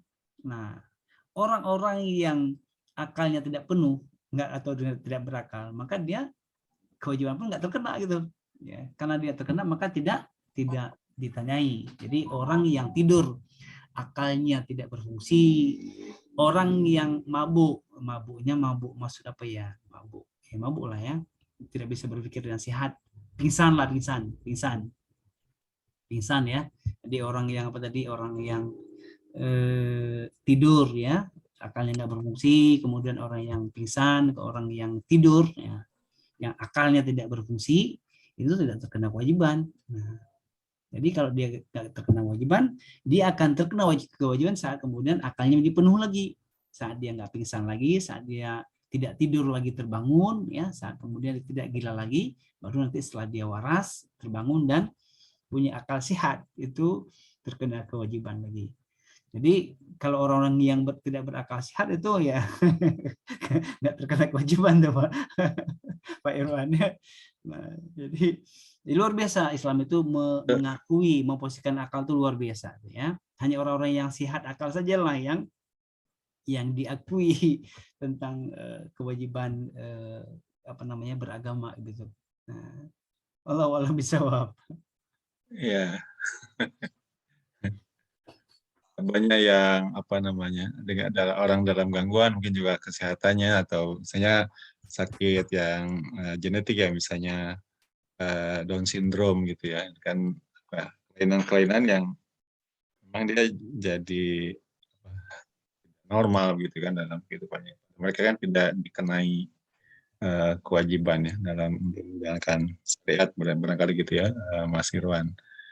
Nah ini mendapatkan akal itu memang ada konsekuensinya gitu kan. Nah, akan dipertanggungjawabkan karena kita menjadi orang yang memiliki kewajiban kemudian dalam hal ini. Kan misalnya kalau ada orang yang tadi yang dia tidak punya kewajiban itu karena kelainan-kelainan mungkin langsung masuk surga itu. Begitu meninggal. Karena nggak ada kewajiban gitu kan, kayak anak bayi yang atau anak kecil yang meninggal gitu kan. Nah ini mungkin permasalahan kita ya Pak Mustanir ini. Kan kalau haji ya, itu waktu tunggunya tuh lama sekali ya. Waktu tunggunya itu bisa 20 tahun, 30 tahun gitu kan, tergantung dari di Aceh berapa tahun. Lebih panjang ini ya. Ini ya bagaimana ya kita menyiasatinya, apa harus pergi kemana gitu, ke luar negeri dulu gitu ya. Tapi kan harus jadi permanent resident dulu di sana gitu ya, baru dan bisa apa berangkat haji misalnya ke Australia gitu ya, jadi tapi harus tahun atau 2 tahun dulu di sana itu lebih baik daripada nunggu 30 tahun di Indonesia belum. Tapi ya sebelum usia tua gitu kan gitu. Ya. Oh kalau itu Ustadz, maaf, kalau yang itu ada yang nyiasatin tuh kemarin. Jadi ada yang menyiasatin orang naik sepeda gitu, dia pergi ke Thailand, terus kemudian dari Thailand dia mengajukan visa untuk haji, terus berangkat haji dia. Jadi dia bisa, ya itunya bersepeda ke Thailand. Beratnya naik sepeda. Naik sepeda ya, itu ya. Kemudian dari Thailand dia itu apply visa haji dan diterima. Sekarang udah ada di itu Saudi katanya, mau melakukan ibadah haji. Boleh ya. Modalnya dengan bersepeda aja ya. Cuman kuat nggak bersepeda ke Thailand kan? Boro-boro ke Thailand itu. Kayaknya khusus gitu ya. Gimana Pak Musannya? Ya, Allah kan akan melihat sejauh mana upaya kita lah ya, upaya kita, kesempatan kita lah. Ya, artinya saya akan melihat yang kebalikannya. Ya, kan kita pernah mendengar tuh ada banyak orang yang melaksanakan haji tapi ternyata nggak haji, gitu ya. Ada yang nggak haji tapi dapat pahala haji. Ya, kita bisa baca riwayat-riwayat itu. Riwayat biasanya kita baca ada 1 tahun ini ditanya ada berapa orang yang terima haji tahun ini, disebutkanlah ya, disebutkan ya. Malah yang unik itu di sebuah riwayat ya, ini nih nanti kita lihat lagi nih cerita sebenarnya bagaimana. Ada seorang yang beliau punya simpanan untuk berangkat haji, karena dimanapun tetap perlu ini ya, dukungan dana untuk berangkat haji itu ya, untuk ongkos, untuk makan, untuk apa namanya, dan macam-macam lah ya. Jadi ada orang yang nyimpan uang untuk berangkat haji, tapi kemudian uang itu dengan kondisi yang ada beliau sedekahkan ya, beliau sedekahkan kepada fakir miskin ya, fakir miskin. Yang kemudian kalau kita dengar cerita itu justru beliau lah yang mendapatkan pahala haji dibandingkan orang lain berangkat haji ya. Ini bisa dicari dari ceritanya ya, validitasnya, kesahihannya itu ya. Kenapa? Dari niatnya tadi beliau sudah berupaya sudah berupaya dengan luar biasa ya, dengan kesungguhan yang luar biasa ya, tidak ada aral melintang lagi, dia sudah siap untuk haji, tapi ternyata ada hal lain yang lebih membutuhkan, yang lebih prioritas, orang yang menyangkut orang lapar kan menyangkut ini ya, nyawa ya, nyawa. Artinya itu kalau nggak ditolong kan jadi bahaya, akan menyebabkan kematian. Jadi beliau prioritaskan untuk membantu anak yatim yang kemudian terbantu sehingga dia bisa menyambung hidupnya lah, itu karenanya. Justru itu yang diterima hajinya ya. Nah, yang intinya saya sampaikan bahwa Allah itu tahu kesungguhan kita untuk melaksanakan haji atau tidak. Nah, ya, itu dia. Kemudian dari ikhtiar, apapun yang kita lakukan, ya boleh-boleh saja selama tidak kemudian mendolimi orang lain. Kan ada yang mendolimi orang lain tuh, yang bayar, yang ini, yang macam-macam ya. Nah, ada juga yang ikhtiar yang dibolehkan. Apa ikhtiar yang dibolehkan? Ya misalnya kita cari ini khusus ya, kan ada haji khusus tuh. Haji khusus baik itu kuota khusus maupun haji yang diperuntukkan bagi undangan. Ya, lebih besar itu ya, undangan. Di kementerian tuh ada beberapa ini ya. Nah, jadi selama tidak mendolimi orang lain ya. Nah, tapi kalau saya ingin kita yang pertama tadi ibadah itu menyangkut hati ya, menyangkut hati. Kalau kita sungguh-sungguh, insya Allah akan beri banyak sekali kemudahan, peluang ya, dan tujuan kita haji adalah memenuhi panggilan Allah ya. Artinya kalau kita haji memenuhi panggilan Allah, kalau kemudian ada panggilan lain yang lebih penting, yang lebih urgen, maka kita bisa saja mengalihkannya, gitu kan? Nah, kan gitu dia. Saya punya SPPD harus berangkat ke Jakarta ini, ya, disuruh Pak Rektor. Di tengah perjalanan, Rektor bilang yang lain, ya, Pak Mus jangan usah ke Jakarta, Pak Mus ke Surabaya aja gitu, ya. Saya mengalihkan perjalanan tuh ke Surabaya, ya, dengan tetap memenuhi perintahnya Pak Rektor tuh, ya. Ini juga demikian nih. Allah nyuruh kita berangkat haji, tapi Allah juga punya perintah-perintah yang lain, ya, perintah-perintah yang lain. Saat kemudian kita mampu mengambil melaksanakan perintah yang tepat, ya, yang lebih prioritas, maka hal ini akan menjadi sebuah poin buat kita bahwa Allah akan melihat buat perintah yang lain terlaksana dengan kita melaksanakan perintah yang lain. Ini sebuah bingkai cara berpikir, ya, frame berpikir yang kita coba bangun bahwa semua yang kita lakukan itu demi Allah. Haji itu bukan keinginan kita, tapi perintah Allah, ya. Saat kemudian sesuatu yang kita fokuskan untuk menyiapkan haji, kemudian Allah memerintahkan yang lain, maka digunakan yang lain, maka itu menjadi sah-sah saja. Kenapa? Allah tahu bahwa ini lebih prioritas, ya. Ini tentu harus melalui kajian syar'i yang benar ya, bahwa prioritas itu masing-masing ada. Kalau tadi saya cerita tadi, prioritas menjaga nyawa manusia itu jauh lebih prioritas pada berangkat haji ya. Nah, ini hal ini harus kita coba ini kan. Dan kita sebagai orang tua, saya pikir ya, sebagai orang tua dengan kondisi yang kita pahami hari ini, saya pikir kita juga harus bantu nih, harus bantu anak-anak kita, keturunan kita, agar mereka juga mudah haji. Artinya kalau kita punya kemudahan ya, coba dibantu store haji dari sekarang, mungkin anak kita yang masih 15 atau 20 tahun ya, sehingga kalau dia waiting listnya sampai 20 tahun, maka usia 40 dia sudah bisa haji dengan bantuan kita menyetor UNH awal, setelah persoalan haji awal gitu ya. Itu kan membantu juga, membantu keluarga kita, membantu anak kita untuk bisa haji. Jadi mereka tidak kemudian harus nunggu sekian tahun lagi ya. Wallahu a'lam bishawab. Mudah-mudahan ini tolong diperbaiki kalau kemudian ada hal yang keliru ya. Silakan Pak Taufik. Ya, jazakallahu khair, Pak Mustanir. Silakan Bapak Ibu, kita masih ada waktu berapa menit lagi untuk kita masih berdiskusi tentang panggilan Allah ini ya. Bukan hanya haji ya, jadi ada sholat, ada jihad gitu ya, ada menuntut ilmu, saya kira itu juga panggilan ya. Pak Wawan, silakan Pak Wawan. Ya, terima kasih Pak Taufik. Udah kepikiran juga nih, gitu. Ya, Pak Prof. Mustanir, terima kasih bisa bersua nih. Salam kenal Pak Wawan. Pernah ke Banda Aceh waktu setelah tsunami, Pak. Nggak ketemu tapi ya? Ya, sudah lama, Pak. Berapa? Setahun apa setelah itu atau gimana itu? Ini atas nama ITB? Kebetulan ada tugas lain, Pak. Iya. Pak Wawan jurusan apa, Pak Wawan? Saya dengan Pak Taufik, Pak. Oh, saya di manajemen sumber daya hayati. Masya Allah, orang hebat luar biasa nih.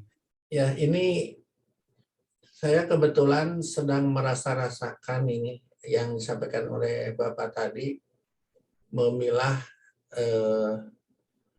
paham Jabariyah dan Qadariyah, Pak, terhadap sinyal ataupun callingnya Allah gitu ya, gitu.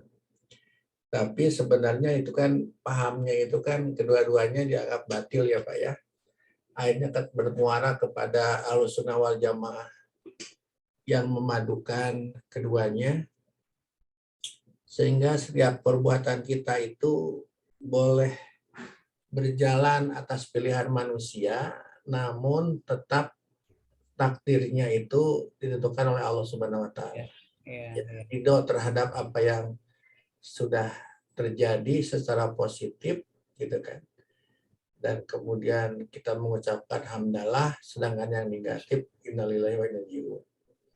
Saya bicara secara umum Pak, tidak hanya mungkin kepada persoalan haji. Namun ini saya sepanjang jalan tadi nyupir mobil itu ya, memang manusia melakukan pilihan, kemudian dengan aktivitas, apakah itu proses belajar, latihan, berusaha, berikhtiar, ya, bertawakal, begitu. Nah, batiniah itu masih tetap berujung kepada apapun yang dilakukan manusia itu pada akhirnya kehendak Allah gitu. Ya. Pada akhirnya itu berujung kepada kehendak Allah lah yang paling menentukan, dan itu berhusnudzon kepada Allah atas apa yang terjadi begitu. Ya. Memang tadi kembali kepada usaha, kepada upaya ikhtiar, tawakal plus doanya itu dilakukan begitu. Tapi kesan batiniah menyatakan itu semuanya jadi nggak berarti ketika yakin bahwa kehendak Allah lah yang paling menentukan gitu Pak, gitu ya, gitu. Dan tanpa disangka-sangka begitu, gitu. Macam-macam itu bentuknya, mencari mendapatkan rezeki secara tiba-tiba, berkomunikasi dengan orang, kemudian orang itu memberi peluang begitu ya, apapun lah kebaikan begitu. Itu tanpa disadari, tanpa dipikir, tanpa disanakan, tiba-tiba terjadi sih begitu. Gitu Pak. Nah ini karena faktor usia mungkin ya, merasakan kondisi begitu Pak. Ya, nah ini mungkin bisa jadi sharing nih bagi kita semua nih, karena diantaranya ada yang sudah menjadi ya katakanlah di atas kepala 6 begitu ya, atau di kepala 55, sehingga suasana batinnya itu berujung kepada kehendak Allah yang paling lebih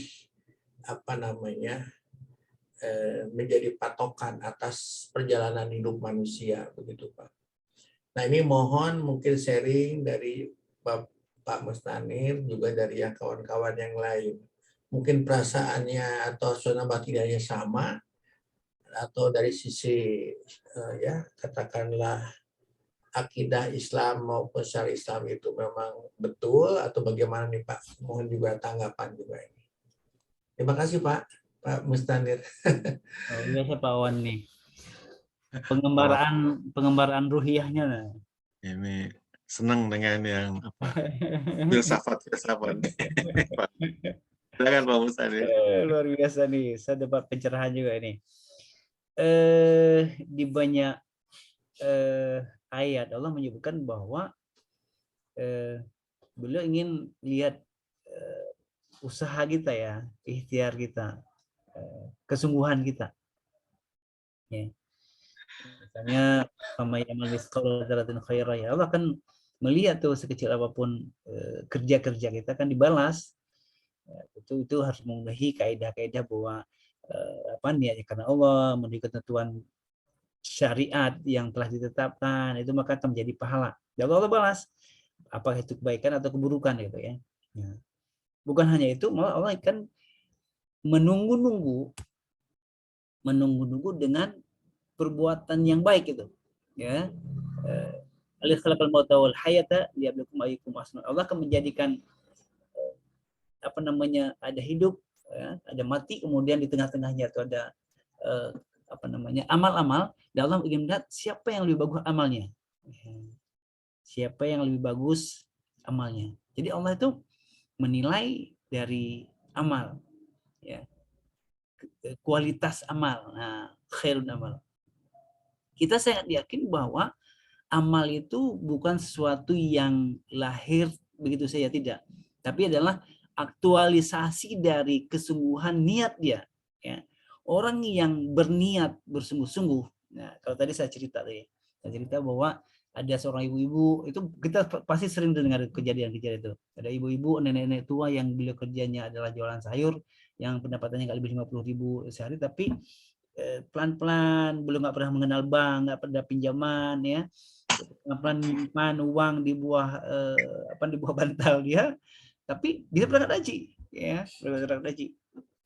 Itu yang saya sebutkan tadi, bahwa kita berikhtiar, kita berbuat yang semampu kita, kemudian Allah yang menyempurnakannya ya, Allah yang menyempurnakan ya. Kalaupun kemudian Allah menyempurnakan tidak dengan berangkat, tapi nggak berangkat, itu juga Allah paling tahu yang terbaik buat kita ya. Itu yang Pak Wan sebutkan tadi, saat kita berhasil ya mengucapkan alhamdulillah ya, saat kita nggak berhasil juga mengucapkan alhamdulillah ala kulli hal, bahwa semua itu Allah berikan kepada kita mensyukuri. Kalau itu berhasil berarti memang ikhtiar kita tuh sama seperti keinginan Allah. Saat nggak berhasil, keinginan Allah itu lebih benar daripada ikhtiar kita.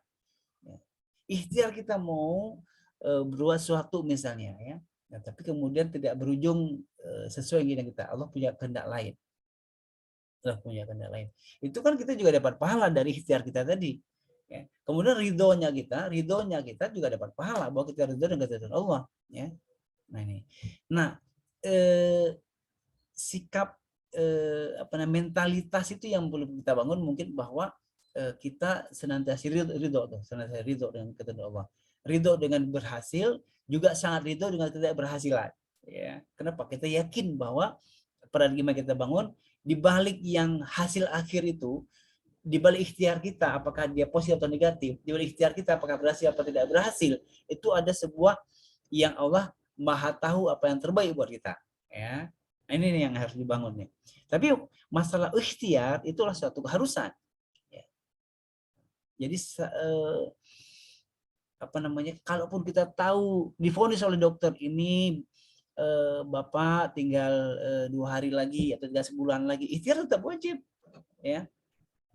Atau Rasul menyebutkan bahwa besok itu mau kiamat, kita punya suatu kebaikan yang harus kita tanam, maka tanam, ya, karena pada apa pahala di situ.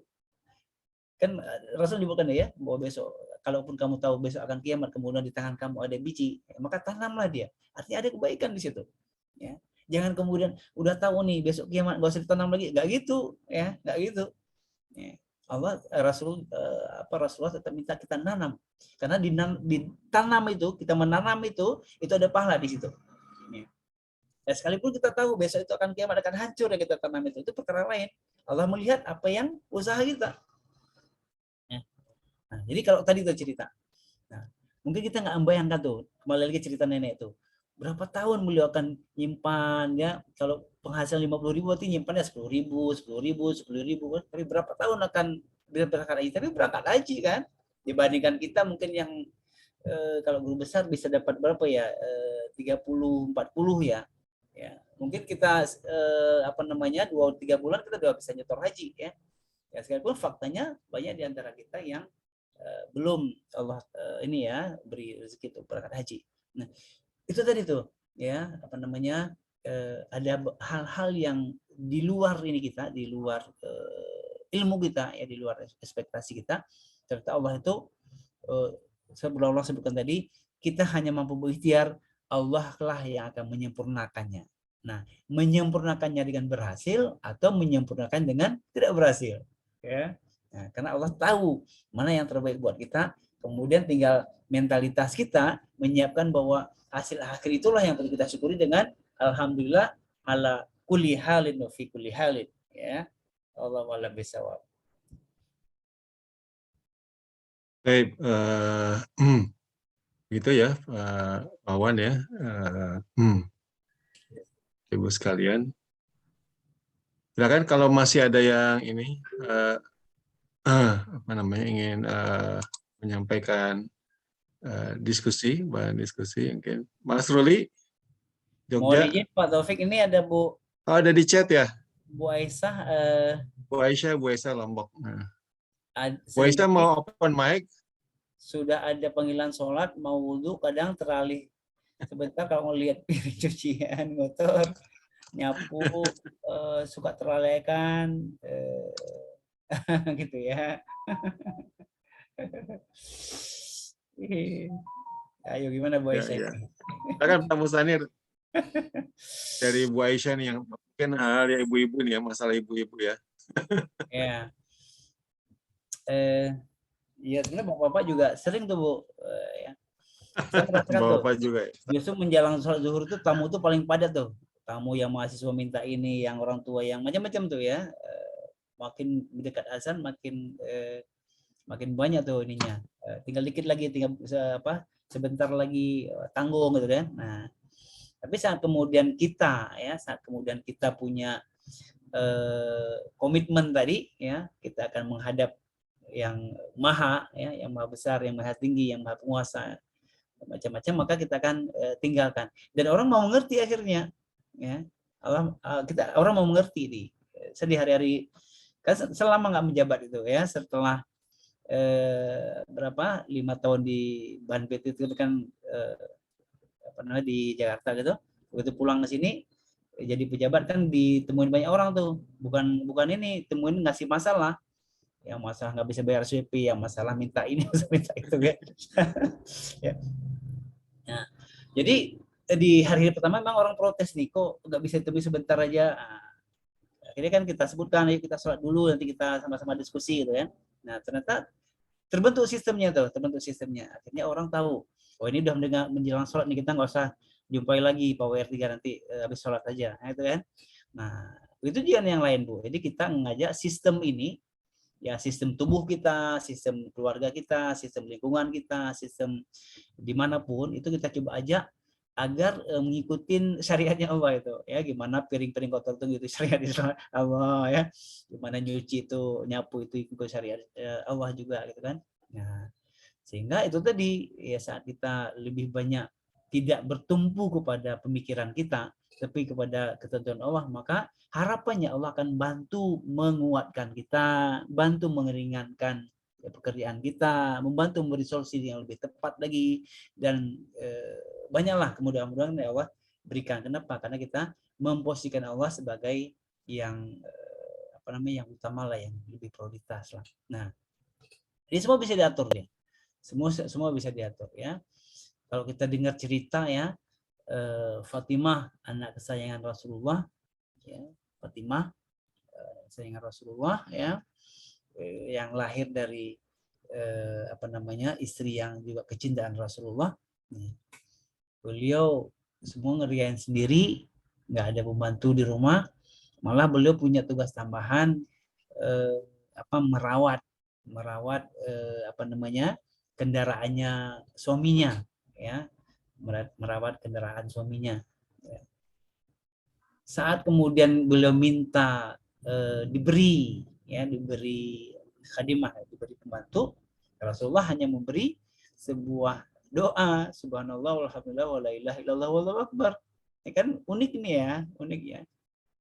Tapi kalau kita lihat ibrahnya adalah pelajarannya bahwa di balik kesusahan kita, di balik berbagai pekerjaan yang tertimbun besar banyak sekali ya, seolah-olah nggak terselesaikan ya, tapi ada subhanallah ya, kita senantiasa memuji Allah, kita senantiasa membesarkan nama Allah, kita senantiasa menggantungkan diri kepada Allah ya. Yang kita lakukan itu semua juga karena Allah. Cuci piring kan karena Allah itu ya, nyuci juga karena Allah, nyapu juga karena Allah gitu kan, sholat juga karena Allah ya kan, gitu ya.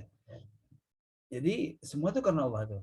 Kan nggak ada kita berbuat baik melakukan sesuatu di rumah itu yang tidak karena Allah ya. Berbakti kepada suami juga karena Allah, merawat anak-anak ya, merawat anak-anak, menjaga mereka, mempersiapkan mereka menjadi generasi yang terbaik itu juga karena Allah. Sholat juga karena Allah ya. Jadi nggak ada yang kontradiktif sebenarnya, tidak ada yang kontradiktif, semua dia paralel dia.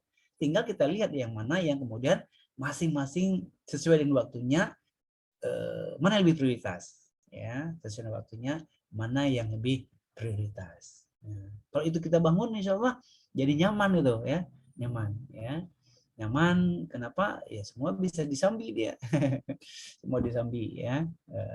Artinya sambil nunggu nyuci pakaian ya sholat dulu gitu kan. Nah, jadi semua bisa ini Bu, insya Allah ya. Jadi jangan dikonfrontir, jangan diadu, tapi semua dia paralel, karena semua yang kita lakukan nggak ada motivasi lain kecuali dalam rangka beribadah kepada Allah. Ya. Nah, kalau sholat karena Allah, nyuci baju juga karena Allah, ya kan, ya tinggal diatur saja, ya. Dia nggak ada yang berlawanan, insya Allah. Ya. Wallahu a'lam bishawab, Pak Taufik. Pak Taufik, mohon izin satu pertanyaan lagi. Ya, silakan Pak Wan. Ya, ini selalu mengganjal ini. Ya, Pak Mustanil ya. Ini Pak Ustaz, ini kaitannya mungkin apakah dengan tauhidullah atau soal akidah ya. Pada saat tadi misalnya Ibu tadi mengatakan pada saat anggaplah waktu azan ya, katakan waktu azan itu kan tuntutannya ketika mendengar azan siap-siap sholat kan. Tapi pikiran manusia itu menyimpang, ya, menyimpang dari keharusan pada saat itu. Ada semacam pertentangan antara pikiran dan batinnya atau keimanan yang seharusnya memilih, kan, ya, memilih sholat lebih awal dengan mencuci piring, atau mungkin bahkan melawan, pikiran itu melawan, saya nggak mau datang ke masjid gitu, saya mau duduk aja, atau saya mau apa sajalah begitu. Di sini kan satu dari sisi batiniah dan pikiran itu ada semacam perang. Memang kita memerangi kan, dalam diri kita kan berperang Betul. antara kita, keimanan kita dengan yang di luar kita yang menggoda kita, bahkan mungkin syaitan ya. Iya. Sehingga kondisi itu selalu terjadi dan mana yang paling menang gitu kan. Iya. Setiap saat berkompetisi. Iya. Di situ kan sebenarnya kita mengabaikan Allah gitu. Panggilan yang seharusnya itu berupa panggilan, tapi mengabaikan Allah terhadap yang lainnya. Iya. Itu dari sisi kompetisi di dalam diri manusia. Yang kedua adalah ada semacam hierarki, bahwa kewajiban itu ada hierarki, level yang lebih tinggi dibandingkan dengan level-level yang lainnya begitu. Katakanlah sholat levelnya lebih tinggi daripada cuci piring atau apapun ya di luar di bawah itu. Itu, ya. Itu terjadi Pak ya dalam diri mungkin di antara kita sama. Tapi yang agak justru mengerikannya itu, apakah betul pada saat itu kita sedang melawan Allah sendiri pada saat panggilan itu ada begitu? Iya. Mengabaikan, menyimpang, yang jelas mengabaikan sendiri yaitu kita kalah berperang dengan setan kita ya, setan kita dan diri kita ada sifat setoniahnya gitu. Ya, karena godaan dan sebagainya. Mohon pencerahannya nih Pak Prof. Ya. Problemnya makin rumit ini. Ya. Ini mengerikan buat saya, mengerikan Pak. Betul mengerikan. Saya takut sekali ketika ini sebenarnya dari sisi tertentu jangan-jangan nih akidah yang jadi persoalan begitu. Nah begitu Prof. Ya. Mudah-mudahan jawaban saya tidak memuaskan sehingga bisa kita cari ini referensi lain nanti ya. Di salah satu ayat Allah menyebutkan bahwa setelah Allah bersumpah wasyamsi wadduhaha wal qamari idza talaha wan nahari idza jallaha wa fa'alhamaha fujuraha wa taqwaha ya, fa'alhamaha fujuraha wa taqwaha, bahwa jiwa manusia itu dikasih dua potensi ya, fa'alhamaha fujuraha wa taqwaha. Jadi ada dua potensi pada jiwa, pada masing-masing orang itu, dia senantiasa berkompetisi, berperang dia ya, antara fujur dan takwa ya. Semua orang tuh punya. Ustadzkah dia ya, tetap punya fujur dia. Seorang yang paling jahat sekalipun tetap punya nilai takwa di dalam hatinya ya. Tinggal dia siapa yang mau dominasi tuh, siapa yang mau dominasi. Nah, kenapa kok ada dominasi? Karena dia pada lahaman zakaha, berbahagialah, beruntunglah, sukseslah orang yang kemudian memelihara hatinya, senantiasa suci dia, menjaga ketakwaannya tuh. Nah, menjaga ketakwaannya. Jadi tadi ulang lagi, dalam hati itu ada, dalam jiwa seorang itu ada dua, ada fujur dan takwa. Kemudian semua orang punya potensi yang sama, tapi qad aflaha man zakkaha, beruntunglah, sukseslah orang-orang yang senantiasa jiwanya itu dipelihara ya, tetap suci ya, senantiasa dalam kondisi takwa dia jaga, nggak ada yang syubhat apalagi haram ya, dia jaga senantiasa dekat dengan Allah, tidak jauh-jauh apalagi kemudian meninggalkannya gitu kan. Nah, dia jaga itu semua tuh, dia jaga semua ya. Nah, kalau kemudian kita telah berusaha menjaga, dan tentu Allah akan tambahkan itu, Allah akan tambahkan biar tambah dekat ya, Allah tambah dekat. Nah, jadi itu. Jadi harus dipahami bahwa pertentangan itu selalu ada ya, antara fujur dan takwa, antara jiwa kita yang suci dengan nafsu kita. Di nafsu itulah kemudian bermain setan gitu ya. Itu tetap ada. Saat kita sadari itu bahwa ini nggak benar, maka kita kalahkan, berarti kita sudah mampu mengalahkan nafsu kita memenangkan jiwa kita. Dia aja yang suatu hal yang batil, kita bilang tidak, ya, no gitu kan, maka kita telah memenangkan ketakwaan dan kita telah menjatuhkan yang fujur gitu ya. Nah, ini kebiasaan latihan ini Allah kembali puji, sukseslah orang-orang yang menjaga qad aflaha man zakkaha ya. Sukseslah orang yang senantiasa menjaga jiwanya. tidak kemudian membalelo dengan ajakan, seretan, dari hal-hal yang menjurus dia kepada fujur. Ya, gitu kan? Kan sering tuh. Kan dikit aja nih ya. Ayo kita sebentar lagi lah, nggak usah sekarang. Agak tua dikit, agak lebih tua dikit lah, gitu kan? Kan sering tuh diulur aja tuh. Nggak usah sekarang lah, nanti ntar lagi juga masih ada zuhurnya tuh. Sekarang juga baru jam 12, kan zuhur sampai jam 3 gitu kan. Nah, nggak usah diinfak sekarang lah. Nanti sudah agak uangnya banyakkan dikit lah, kan? Nanti sampai yang si kecil itu bisa mandiri. Kalau dia udah nikah baru kita besar-besaran, ya kan? Gitu ya. Itu kan digoda kita di macam-macam gitu. Digoda gitu ya. Nah, itu dia nih ya. Termasuk yang tadi itu. Enggak usah sekarang lah, nanti habis ini, ntar lagi duhanya sholat duhanya ntar lagi gitu kan. Kan masih panjang waktunya. Ya tiba-tiba udah zuhur gitu kan. Nah, gitu. Itu tuh godaan-godaan tuh. Nah, untuk itu betul Pak Wan bilang bahwa kita punya hierarki. Ya, hierarki sesuai dengan waktu ya. Kan Allah itu menentukan ibadah itu sesuai dengan waktu ya. Nanti ada hierarki maslahat mafsadatnya. Sesuai dengan waktu kita punya ini masing-masing, punya kewajiban masing-masing ya, punya kewajiban masing-masing. Jadi kapan itu lebih utama ya, kalau pagi subuh utamanya apa kan? Nah, Allah atur itu makanya luar biasa nih siklus dalam Islam itu ya. Kalau subuh itu sebelum subuh kita kan sunahnya ada qiyamul lail, tahajud ya, ada witir, ada qabliyah ya. Nggak boleh kita sholat duha subuh itu kan, nggak ada ya, kemudian baru sholat subuh, habis subuh ada syuruk, ada zuha ya, ada mencari rezeki, ada sunahnya tidur sebelum zuhur kan, nah, gitu kan. Kemudian sholat zuhur, ada qabliyah, ada ba'diyah. Semua kan diatur dalam siklusnya tuh. Semua ada siklusnya tuh. Nah, kalau kita ikut siklus hierarki masing-masing waktu itu ada keutamaannya, maka kita akan lebih mudah itu. Ya, tinggal ikutin. Ini waktu duha kita sholat duha. Waktunya cari rezeki ya. Waktunya kita kerja kan. Nah, ada hierarki kedua, hierarki sesuai ke ini mafsadat ya, manfaat. Tadi tuh ya. Tadi saya cerita, ada orang yang membelanjakan ONH dia untuk anak miskin, itu kan menyangkut manfaat, bahwa nilai pahala membantu jiwa, menjaga jiwa itu jauh lebih tinggi pada kewajiban dia pergi haji gitu kan. Nah, itu dia. Ini juga demikian nih.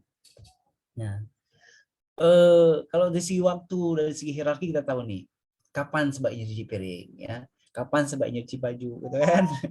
Kapan sebaiknya nyapu kan, semua itu punya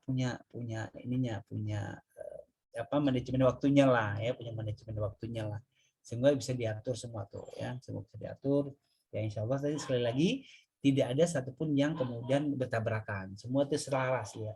Cuci piring bagian dari menjaga amanah, melaksanakan tugas kita ya. Nyapu juga bagian dari menyenangkan suami, sholat juga bagian menyenangkan suami ya. Bagian yang menjalankan perintah Allah. Jadi nggak ada yang kontradiktif sekalipun.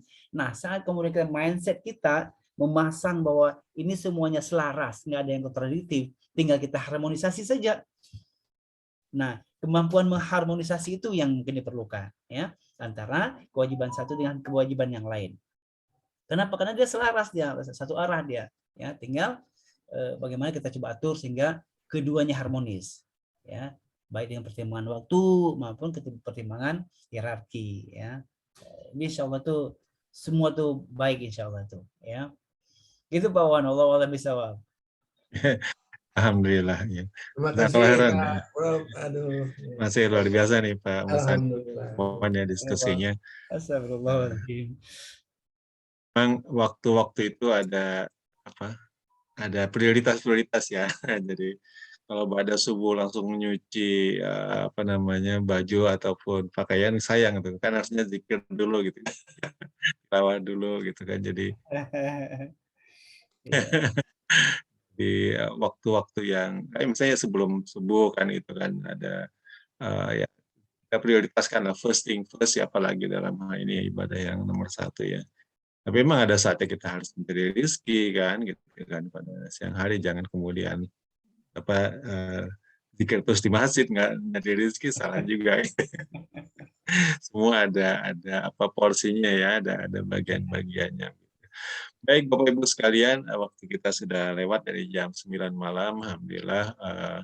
Pak Mustanil, mungkin sebelum kita tutup, mungkin boleh ada kata penutup, dan juga sekalian kita minta untuk memimpin kita berdoa ya. Kepada Pak Mustanil. Iya, terima kasih Pak Taufik diberi kesempatan untuk bertemu dengan orang-orang soleh ini luar biasa.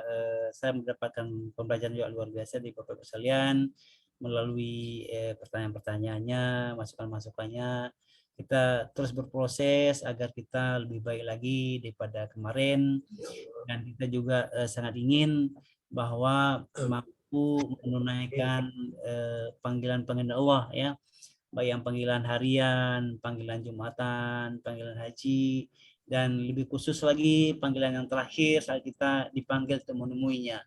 Idza jaluhum, ya, apabila dapat ajal maka kita memenuhi panggilannya, yang kemudian mudah-mudahan kita dipersilakan untuk dengan panggilan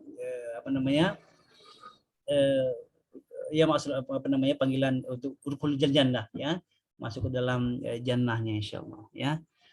Bapak Ibu sekalian, itu semua perlu persiapan, semua perlu kesungguhan, semua perlu azam kita yang sungguh-sungguh ya, perlu azam kita yang sungguh-sungguh, perlu kesungguhan kita yang benar-benar, yang kemudian setelah kita bersungguh-sungguh tinggal kita tawakal kepada Allah, kita serahkan agar Allah menyempurnakan kesungguhan ikhtiar kita.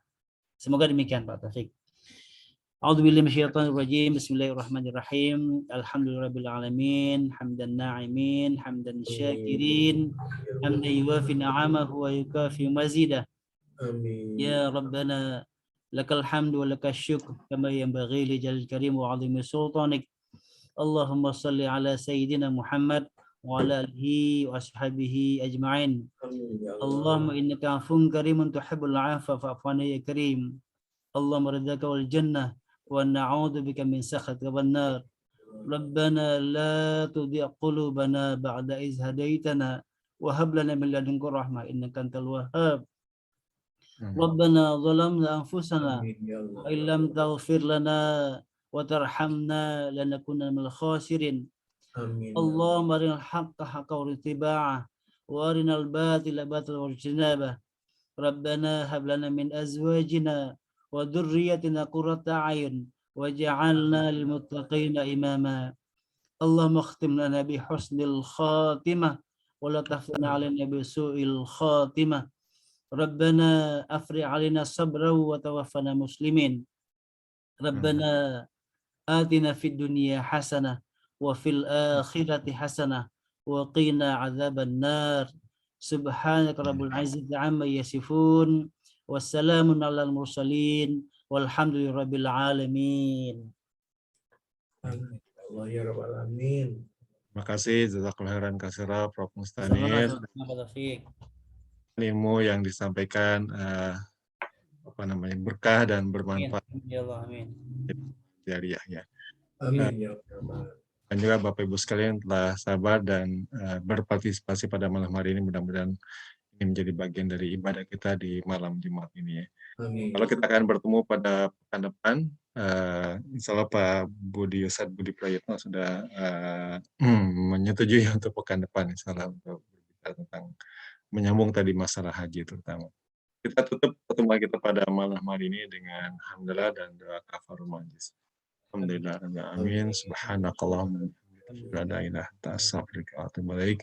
Assalamualaikum warahmatullahi wabarakatuh.